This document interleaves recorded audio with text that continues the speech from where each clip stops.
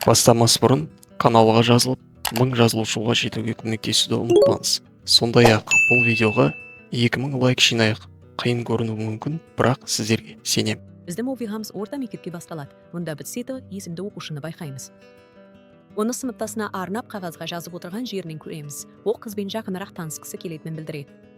Егер ол оның өтінішін қабылдаса, Сита бақытты болады. Содан кейін ол қағазды ешкім байқамай, қыздың үстеліне қалдырып кетеді. Сыныптасы үстеліне оралғанда қағазды көріп, онда жазылғанға таң қалады. Содан кейін ол тікелей эфир бөлмесіне барады. Ол мектептің радиостанциясына қатысатын мүшелердің бірі. Ән қойылғаннан кейін ол қағазға тағы бір рет қарап, Ситоның оны ұнататынына әлі де сене алмайды. Ол Ситоны көрген сәтте абдырап қалады. Әрі оның да Ситоға сезімі бар екенін оңай байқауға болады. Біз Ситоның мектептегі ең танымал әрі сымбатты жігіт екенін білеміз. Қыздардың көбісі оны ұнатады, себебі ол сабырлы, өзіне күтім жасайды және спортқа жақын. Ол оған жақындағанда қыз абдырап орнында қатып қалады. Ол қозғалмай тұрады. Тек құрбысы Юнира келіп, оны қолынан тартып, бірге кетейік деп алып кеткенше. Екеуі бірге келе жатқанда, Рота одан, егер Сита саған бірге болғысы келетінін айтса, сенің реакцияң қандай болар еді деп сұрайды. Басында Юнира бұл сұраққа таңырқайды, бірақ ол жоқ деп жауап береді, өйткені оның айналасында үнемі көп қыздар жүреді деп ойлайды. Қыздардың көбі оған үнемі қарайды, әрі ол Юнираның кейпіне сай емес. Ол қазір тек өзінің болашағы туралы ғана ойлайды. Сол сәтте Рота үнсіз жүріп келеді. Ойы Ситода, ал құрбысының пікірі оған маңызды емес, өйткені ол Ситоның өзіне сезімі бар екеніне сене алмайды. Киім бөлмесінде жүргенде ол есінен танып, ара сияқты айналып, оның өзіне жазған қағазын ұстап билейді. Келесі күні оны Ситоның аяқ киім қалтасына хат салып жатқан жерінен көреміз. Сосын ешкім көріп қоймай тұрып, тез кетіп қалады. Біз оның Ситоға хат жазып кешірім сұрағанын, оны жақынырақ танып алмайынша араласа алмайтынын айтқанын білеміз. Сосын біз Ситоға көшеміз, оған басқа бір қыз сезімін білдіріп жатыр, бірақ ол сабырлы түрде кешірім сұрап, өз сыныбындағы бір қызды ұнататынын айтады. Кейін асханада Рота сыныптастарының алдында бір нәрсені салып көрсетіп жатыр. Қыздар оның айналасына жиналып, бар ынтасымен тыңдап отыр. Мұғалім түсіндіріп жатса, олар бұлай зейін қоймас еді. Олардың ойында тек Сита қатты ұнататын бақытты қыз кім екені ғана бар. Екінші жағынан, біз Ротаның партада жалғыз отырып, оларды тыңдап, әңгіме болып жатқан қыздың өз екенін айтуға ұялып отырғанын байқаймыз. Келесі сабақта ол парта тартпасынан Ситадан келген қағазды байқайды. Онда оның жауабы жазылған, бір-бірімізді жақынырақ танысуға қарсы емес екенін айтады. Оқығанына таң қалып, кенеттен орнынан тұрып кетеді. Мұғалім оны есеп шығарғысы келді деп ойлайды, бірақ ол кешірім сұрап, жай ғана сәл асығыс болғаны тұрғандай ойға шомып тұрып қалады. Мұнда қызық жайт, Ситоның Лианраға қарауы сәл өзгеше. Біз қайтадан Ротаға ораламыз, оның ойы мүлде шырмалып кеткен. Ол хабар тарату бөлмесінде сағаттың тілі сияқты жүгіріп, не істерін білмей қалады. Ол онымен кездесуге баруы керек пе, әлде қағазды мүлде көрмегендей түр танытуы керек пе? Сол сәтте айнаға қарап, өз-өзіне ол мені таңдады деген не мағына береді деп сұрайды. Ақыры сабырға келгенде, оған тағы бір қағаз арқылы жауап береді. Жауаптарын бөлме алдындағы жәшікке қалдыруына болатынын айтады. Олар сол арқылы хат алмасуды бастайды, және оның өтінішіне шынымен де келісіп жауап беріп жүргенін көреміз. Уақыт өте келе, олардың хат алмасуы ешқашан бітпейтіндей көрінеді, әрі екеуі де айналасындағы адамдарға әрдайым көңілді, мейірімді болып қала береді. Бір күні ол жігіттің бөлмеден шығып бара жатқанын көріп, оның тура алдында тұрғанын байқап, жүрегі дүрсілдеп кетеді. Кенеттен олардың ми жасушаларында ақау пайда болып, бір-біріне не айтарын білмей қалады. Ситоның досы Ротаны қолынан ұстап, одан кешірім сұрап кетіп қалады. Одан кейін ол қорапта ашуға тырысып та, ішінде оның жазып кеткен хатын тауып алады. Ол хатта жігіт онымен жақынырақ танысу үшін осы арқылы хат алмасатынын жазған. Ол қағаз таусылғанша бір-біріне хат жазуды жалғастыру керек екенін түсіндіреді. Ол қағаз таусылса, онда олар бетпе-бет сөйлесуді бастайтынын қосып жазады. Бірақ ең үлкен тосынсый ол оған, ол Юнираның мінезі дейді. Бұл Рота үшін үлкен таңғалыс болады, өйткені ол жігіттің өзінің құрбысына ғашық екеніне сенімді. Оның ренішін бірден байқауға болады. Біз Юнираның мектепте танымал екенін, және оның байсалды мінезімен белгілі екенін білеміз. Ол заң профессоры болғысы келеді.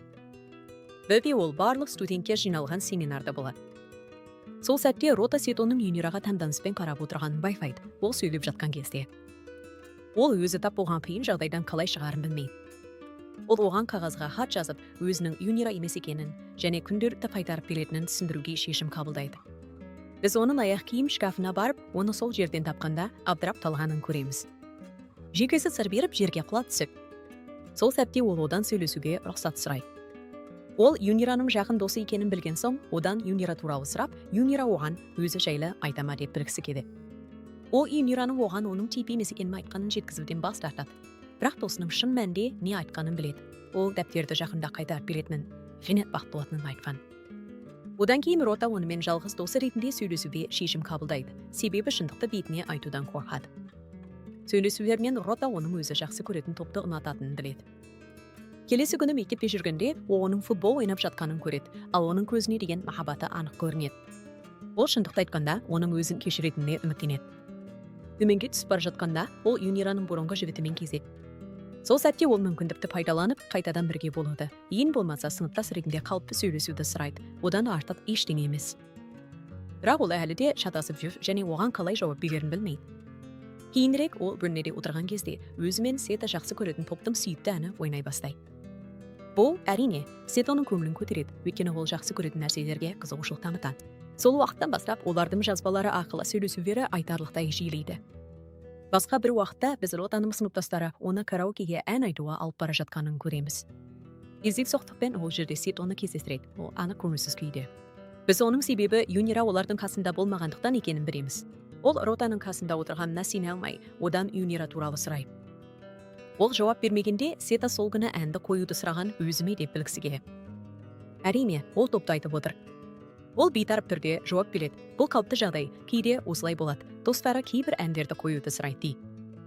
Ол өзіне сусын алуға жық кетеді. Сайты таңғалады.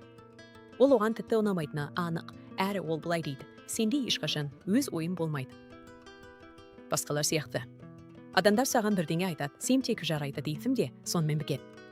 Ол оның үнсіздігіне шаршағанын қосып айтады. Ол оның тым тыныш мінезіне таң қалғанын түсіндіреді, оған бағытталған көп нәрсеге жауап бермейтінін, әрі ешкім оның шын мәнінде нәзік, тез ұялатын адам екенін байқамайтынын айтады. Жараланғанын сезген Рода сыныптастарынан кетуге рұқсат сұрайды. Сайто да үйіне қайту керек екенін айтып, артынан іле-шала шығады. Жолда ол уайымдайды, өйткені оның онымен сөйлескісі келетінін сезеді. Олар бірге жүргенде, ол әрдайым одан бір қадам алда жүреді. Сосын ол бұрын айтқан үшін кешірім сұрайды. Нағыз досыңыз ол оған Лиамираны ұнататынын айтқанды болады. Рода анық ренжулі. Бұл мағынаны ол бұрыннан білсе де, бұл оған тосын емес, бірақ бәрібір қатты ауыр тиеді. Маңыздысы, Сайто жағдайда одан әр ушықтырып, Роданың оған Лиамираға деген сезімін білдіруге көмектескенімен, оның шынайы эмоциялары жасырын екенін түсінуге мәжбүр етеді. Оның білуінше, ол оларды артта қалдырған. Олар хабар тарату бөлмесінің алдындағы жәшікті бір-біріне хабаршы ретінде пайдаланады, бірақ ол дүрегленіп, оны ренжітеді. Ол оған өзін ашуландыратыны, оның бәріне тек о жақсы екен деп жауап беретінін, әрі қарай ештеңе айтпайтынын түсіндіреді. Сосын ол оған екінші рет ашуланған үшін кешірім сұрайды. Ол ештеңе болған жоқ деп жауап бергенде, ол міне тағы да: сен тіпті осыған қатысты өз пікіріңді айтпайсың дейді. Ол оның өз пікірімен оған себеп болу керектігіне назарын аударады. Күлкілісі, ол сөзді алғаш естігенде қыз күліп жібереді. Ол таң қалып, қыз оны мазақтап отыр деп ойлайды. Кейін ол жігіттердің добын теуіп жүргенін көргенде, оған шынымен жақсы ойнайтынын айтады. Ол оған бұрын футбол клубының мүшесі болғанын, бірақ қазір ойнамайтынын айтады. Қыз оны тыныш тыңдап, басын изейді. Сайто үнсіз отыра алмайды. Ол оған бұл сөздерді айтуы қалыпты нәрсе екенін, бірақ қыз одан неге футбол ойнауды тоқтатқанын сұрауы керектігін айтады. Қыз оған бұл шешімді қабылдамас бұрын жақсылап ойлануы керек екенін айтпақ болғанын жауап береді. Ол қыздың ашық сөйлей бастағанын естігенде, оның бетінен ұстап күліп, сен байсалды болғанда Дональд Дакқа ұқсайсың дейді. Маңыздысы, өзі байқамай, ол қызға өзі туралы айта бастайды. 3-ші сыныпта оқитын қарындасы барын, аналар кішкентай кезінде қайтыс болғанын айтады. Әкелері шетелде жұмыс істейтіндіктен анда-санда ғана келіп тұрады. Содан бері олар әжесімен бірге тұрып келеді. Ол сөзін жалғастырып, қазір әжесі қартайып қалғандықтан оған қарай алмайтынын, сондықтан мектептен келген соң үйдегі барлық шаруаны өзі істейтінін түсіндіреді. Жауапкершіліктеріне байланысты оның сүйікті хоббиіне де әсер еткен. Рода оның қиын өмірі туралы әңгімесін естігенде мұңайып қалады, сондықтан оған үміт береді және бұрын қол жеткізе алмаған нәрселерге әлі де таланты болса, қайтадан ұмтылуға болатынына сенімді болу керектігін айтады. Қазір болмаса да, кейін міндетті түрде болады дейді. Оның сөздері жігітке қатты әсер етеді. Енді ол қызға ерекше сезім пайда бола бастағанын байқайды. Бірде ол Села және Юнирамен бірге мейрамханада дәмді тағам жеп отырады. Села Юнираның қолындағы қабылдау формасын байқайды. Жұма күні не танбайтын сұрағанда Юнира заң факультетіне оқуға түсетінін айтады. Ал Родаға келгенде Сила сұрағанда ол әдеттегідей әлі де екі ойлы екенін айтады. Сила сабырлы түрге кек сүйгісі келетінін, және сүйікті болғысы келетінін, сол ғана маңызды екенін айтады. Келесі күні мектепке Сила мен Рода бірге келе жатып, Сайтоны достарымен көреді. Сайта олардан Юнира туралы сұрайды, ал Сила Родадан Сайтоның оны жақсы көретінін сұрайды. Сол сәтте Сила Юнираның әдемі екенін, және сүйікті болуға лайық екенін мойындайды. Сосын ол орта мектептен бері Сайтоға қызығып жүргенін мойындайды. Осы сәтте Рода таң қалып, сен де оны ұнатасың ба деп дауыстап жібереді. Бірақ Сила бұл әңгіменің тек екеуінің арасында құпия болып қалуы керек екенін, ешкімге айтылмауы тиіс екенін айтады. Онымен қоса Сила Родадан өзіне көмектесуін сұрайды, ал Рода еш ойланбастан келіседі. Уақыт өте келе сыныптастары Роданың ән талғамы бір жақты махаббат тақырыбына ауысқанын, кейде тек Сайты жақсы көретін поптың әндерін ғана тыңдайтынын байқай бастайды. Үйінде жүргенде ол Сайтодан жаңа жазба тауып алады. Онда Сайты оның досы қойған әндер бұрынғыдан да жақсы естілетінін жазыпты. Роданың көңілі түсіп ашуланатыны анық, өйткені ол Сайтоға айтып бергісі келеді. Ол сөйлесіп жүрген адам Юнира емес, Рода екенін.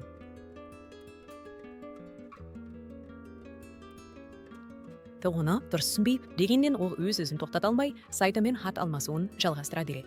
Осы уақытта біз Сайтоды көреміз. Ол дәптердегі оның сөздерін оқып отырып жаттығады. Ал сол сөздер оған алға ұмтылуға, істеп жүрген ісін жалғастыруға күшпен шабыт береді. Келесі күні Сила Сайтоның досы Роузбен бірге болады. Ол оған бірге Уинсал паркіне баруды ұсынады. Сила келісімін бергенде, ол оған Сайтода сонда болатынын айтып, Юнираны да өзімен бірге алып келуін сұрайды. Сила сыныпқа кірген сәтте көңілсіз екенін сезіп, өзінің күйі туралайды. Рода мұны естігенде жүрегі зырылдап кетеді, өйткені ол Юнира мен Сайты сөйлесіп, дәптерге жазған жазбаларды Юнира емес, өзі жазғанын біліп қоя ма деп ойындайды. Маңыздысы, Сайты Роданың да олармен бірге баруын ұсынады. Сонда топ үлкенірек болып, ыңғайсыздық болмайды дейді. Бастапқыда ол бұл ойға қарсы болса да, ақыры жағдайға келсе. Демалыс күні ол өзін мұқият дайындап, киетін киімін таңдайды. Оны ойын-сауық саябағына алғашқы лавендері болып келген жерінен көреміз. Сайта оны көргенде, оның келбетіне анық таңқалады. Оның күнделікті киімі мен шаш үлгісі мектепте киетіндерінен мүлде өзгеше. Қыз оған қарап тұрып, сезімін жасыруға тырысады да, оған ондай әрекет жасамауын айтады. Ол әлі де оның өзіне шынымен ұнайтынына сене алмайды, бірақ жағдай өзгере бастайды. Юнира келген кезде Сайтоның жүзіндегі таңданысты байқап, ол да Юнираның оған назарына аударғанын сезеді. Біз Роданың Силаны бәріне таныстырып жатқанын көреміз. Осылайша бәрі бір-бірімен танысады. Сайта сәл ұялып тұрса да, Роданың кездескеніне қуанышты екенін айтады. Ең бастысы, олардың бәрі ойын-сауық саябағында керемет уақыт өткізеді. Бұл күні ойынға, күлкіге және әзілге толы болады. Олар бәрі бірге тамақтанып отырған кезде, Рода Сайто мен Юнираның өте жақсы тіл табысып жатқанын байқайды. Олар еркін сөйлесіп, тамаша достық қарым-қатынаста сияқты көрінеді. Роданы ең қатты қынжылтатыны ой екеуін үнсіз жіктеп көреді. Кейін Сайто қоқысты тастауға таңдалады. Сол сәтте ол Родадан қандай сусын қалайтынын сұрайды. Әдеттегідей, ол бәрібір деп жауап береді, ал ол оны осы жауап үшін әзілдейді. Ол оған қызыл бошақ сорпасына келеді, ал ол таңғалады. Ол мұны қалай таңдап алды? Ол оған бірінші бол бәрібір деп айтқанын еске салады. Ол сорпаны алып дәмін татады, және қызығы оған ұнақтылы. Мұндағы маңыздысы, ол тағы да оның назарын аударады. Себебі ол әлі де бұрын өз айтқан мәселе бойынша қиналып жүр. Оның өз пікірі жоқ. Ол ұялып, бұл оның табиғаты екенін айтады. Бірақ кенеттен Сайто дауысын өзгертіп, оның кез келген жағдайдан ләззат ала алатыны бұл артықшылық екенін, және бұл жақсы қасиет екенін. Оның сөздері Кылташын қуантады, әсіресе ол ойындардың бірінде ұтып алған аюшықты сыйға тартқанда. Алайда күннің соңында ол Сайто мен Юнираны ат арбасында бірге отырғанын көріп мұңайып қалады. Олардың бір-бірімен өте жақсы тіл табысатыны және толықтай үйреніскен анық. Сол түні үйінде отырған Рода дәптеріне жазып көңілі босап жылайды, өйткені ойын-сауық саябағына барғаны шынымен көңілді болғанын мойындайды. Келесі күні хабар тарату бөлмесінде Сайто онымен сөйлесіп, ағылшын әліпбиінің дұрыс айтылуын үйренуге көмектесетін кітап береді. Кейінірек Роданың ағылшын тілінен емтиханда бірінші орын алғанын көреміз, ал Сайтоның нәтижесі онша жақсы болмайды. Ол әзілдеп, оны қорқытпақ болып, ағылшын тілінен сабақ беруін сұрайды. Себебі оның бұл пәннен ең жоғары балл алғанын естігенін айтады. Ол кетер алдында өзінің аккаунт атауын жазып, оған береді. Бірге ол кітапханада оны күтіп отырады. Ол оқуға келмей қоя ма деп ойлайды. Кенеттен ол қыздың алдында пайда болып, өз үйінде бірге оқуды ұсынады. Қыз мүлде таңғалып қалады. Ол орнында қатып қалады, ал жігіт оның бос қарап отырғанын көргенде қыз шошып кетеді. Ол оған әжесі мен кішкентай қарындасы үйде болатынын, сондықтан уайымдаудың қажеті жоқ екенін еске салады. Олар бірге келе жатқанда Юнира оны тоқтатып, радио курсының жарнамасын береді. Рода оған көмектескені үшін алғыс айтады, тіпті олар біраз уақыт сөйлеспеген болса да. Сет оның бір сәтке Юнираға тым қатты назар аударып тұрғанын байқаймыз, бірақ көп ұзамай олар жолдарын жалғастырады. Олар Рода үйіне келгенде, ол мүлде оқуға көңіл бөле алмайды. Өздері бөлмені шарлап, әшекейлерге сүйсінеді, әрі олардың талғамы мен стилі бірдей екенін байқап қуанып қалады. Олар оқып жатқанда, оның кішкентай қарындасы Шугар оларға шай мен тәттілер әкеледі. Сол күні кешке Сет Роданы үйіне дейін шығарып салады. Кенеттен ол қызды таңғалдырып, қолынан ұстап, баскетбол алаңына қарай тартып әкетеді. Ол оған баскетбол ойнауды үйреткісі керек. Ол тізесін қалай бүгу керек екенін, білегін қалай дұрыс қозғау керектігін көрсетіп, доптың себетке түсуін үйретеді. Бірнеше рет өзі көрсетіп, қыздан оның қимылдарына мұқият қарауын сұрайды. Қыз бір рет, екі рет, үш рет тырысады, ақыры гол соғуға сәл қалады. Сол сәтте Сет оған футболдан кеткісі келгенін айтқанда, өзін ренжігенін, бірақ оның сөздері көңіл күйін өзгертіп, жоғалтқан құштарлығын қайта оралтқанын түсіндіреді. Сол күні үйінде отырғанда, ол оның айтқандарын қайта ойлап, өзін кінәлі сезіне бастайды. Келесі күн ол Сет оның Юнирадан тарих кітабын әкеліп беруін сұрағанын байқайды. Әрине, бұл жай ғана сылтау, өйткені ол онымен әңгіме бастағысы келеді, бар болғаны сол. Осы кезде сыныптастары екеуінің қаншалықты жарасын бекенін айтып жатқанда, ол ренжіп қалады. Досына тек жақсылық тілесе де, ол біраз тынығып хабар тарату бөлмесіне барғысы келетінін байқаймыз. Сол сәтте оны сол жерде Рода күтіп отыр. Ал екінші жағынан Сет оның хабар тарату бөлмесіне бара жатқанын көреміз. Ол жазбаларды қорапқа салмақшы болады, бірақ оларды бірге тұрғанын көргенде жолын өзгертіп, олардан аулақ жүреді. Маңыздысы, Рода одан татуласуды және араларындағы ренішті ұмытуын сұрайды. Алайда ол одан кешірім сұрап, олардың тек дос екенін, одан артық ештеңе жоқ екенін түсіндіреді. Дәл сол уақытта Сет жақын жерде тұрып, олардың айтқандарының бәрін тыңдап тұр. Кейінірек үйінде отырғанда, ол оның айтқандарын тағы да ойлап, сол сәтте Сетадан хабарлама келеді. Ол ағылшын тілінен алған бағалары жақсарған үшін оған алғыс айтады, себебі ол қызбен бірге оқыған. Сол сәтте ол мүмкіндікті пайдаланып, ертең кездесуді сұрайды, өйткені оған маңызды бір нәрсе туралы сөйлесу керек. Содан кейін біз оның бәрін айтып беруге шешім қабылдағанын білеміз. Келесі күні ол сыныпта болып, сол жерде бірнеше қызды көреді. Сыныптастары Родадан таңертең қасында тұрған сымбатты жігіт туралы сұрайды, сондықтан ол әңгімелей бастайды. Олар оның басқа мектептен екенін айтып, онымен танысуды сұрайды. Ол жерсет, сол сәтте Рода оның қасында оны ұнататын тағы бір адам бар екенін ескертіп назарын аударады. Ол түсінбейді, және мұны естіген бойда оған бұрылып, өзінің оған лайық емес екенін сенімді түрде айтады. Оның сөздері қақпан түспектес, яғни ол Сет оның өзіне деген сезімін жасыруды қалайды, ал қызғанышы жүрегін шымшиды. Ол Юнираны айналасындағы жігіттердің назарын ұнатады деп айттайды, сөйтіп әңгіме қыздардың қызғанышына ұласады. Юнира оған шекарасынан аспауын ескертеді. Содан кейін Рода сыныпта жалғыз қалады. Бұрынғы жігіті оған бәрі осылай алыспай кетеді деп ойламағандықтан өйімшіл екенін айтады. Дәл сол сәтте Сеті келеді, ал ол шындықты айту үшін дәптерді тартпадан шығармақ болады, бірақ Сеті оны қозып қолынан ұстап алады. Екеуі мектептің шатырына көтеріледі. Ол батылданып достарының ұрысып қалғанын және өзі әрдайым шешім қабылдай алмай, екіұдай болып жүретіндіктен солардың ортасында қалғанын айтады. Ол маңызды нәрселерге келгенде үнемі шатасып жүретінін түсіндіреді. Сеті оған көмектескісі келеді. Ол алыстағы тауды нұсқап, өзін оның алдында тұр деп елестетуін сұрайды да, қатты айқайлауын өтінеді. Сеті өзі бірінші болып айқайлап, оған қалай істеу керектігін көрсеткен. Ол да айқайлауға тырысқанда алдымен дауысы бәсең шығады, бірақ бірке-бірке оның дауысы бүкіл мектепке жаңғырады. Кейінірек ол қайтып келгенде, сыныпта онымен бірге отырып, бұрынғы жігіті туралы сөйлеседі және оны әгіде жақсы көресің бе деп сұрайды. Ол бұрынғы жігітінің сезіміне ешқашан жауап бере алмағанын, өйткені өзінің күмәндануынан шаршаған жігіті онымен айырылысып кеткенін түсіндіреді. Ол оған келесі жолы біреуді ұнатса, оған шынайы әрі ашық болу керектігін кеңес етеді. Келесі күні ол хабар тарату бөлмесінде отырған кезде, Сила кенеттен оның алдына келіп, өзімен бірге әкелген пластинканы қоюын сұрағанда қыз таңғалады. Қыз қарсы болмайды, және ештеңе болмас бұрын. Студенттер бұл әннің олардың сыныптастарының бірінің өтініші бойынша қойылғанын біледі. Біз бұл әннің кешірім сұрау мен кешіру туралы екенін білеміз.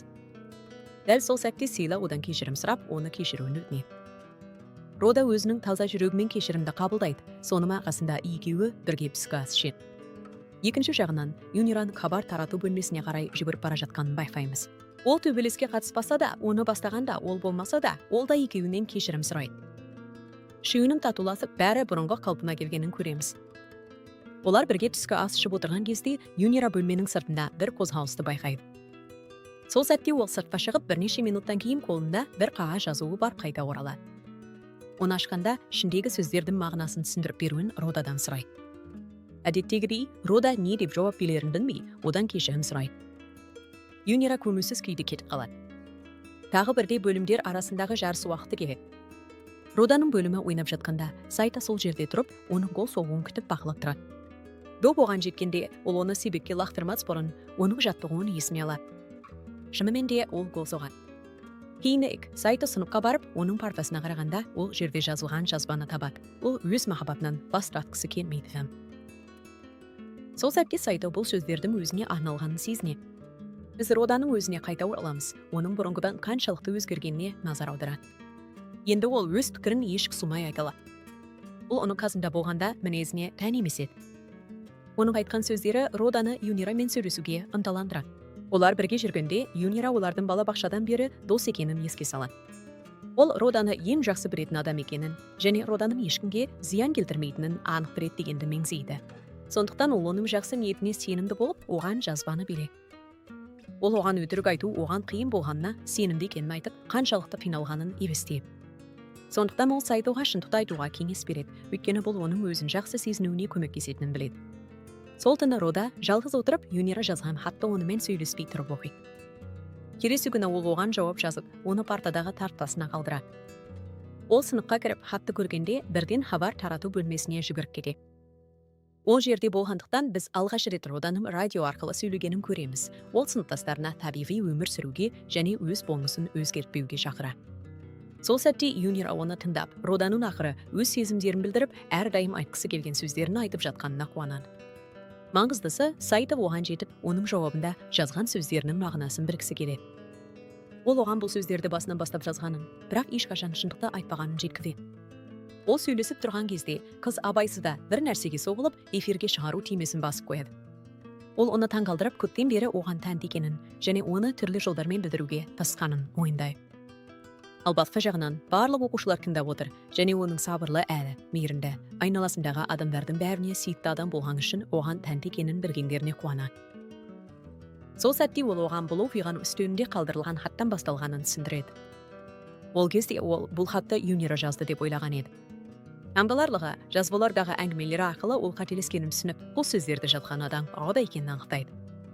Ол оны таңғалдырып, әрдайым онымен Родамен сөйлескендей сөйлескенін, оның қате түсінгенін айтады. Ол оған көбінесе көзін одан ешқашан алмайтынды айтады. Ол болған оқиғаның бәрін түсіндіріп болған соң, ақыры оған деген сүйіспеншілігін мойындайды. Сол сәтте Рода қатты дауыстап, оны жақсы көретінін батыл түрде айтады. Бұл оның батылдығынан жігітті таңғалдырады. Бәрі тым тез болғандай көрінсе де, ол оның шынайылығына қуанады. Осы сәттен бастап олар бұл әлемде бірге жолдарын жалғастыруға шешім қабылдайды. Осылайша сериал аяқталады. Егер осы жерге дейін жетсеңіз, арнаға жазылып, лайк басып қолдау көрсетесіз деп үміттенемін. Сізге ұнауы мүмкін басқа сериалдарды да қарап көре аласыз. Бізде әдемі сериалдар көп, және мен сізге құрметті көрермен ең жақсыларын ұсына аламын. Рахмет, аман болыңыздар.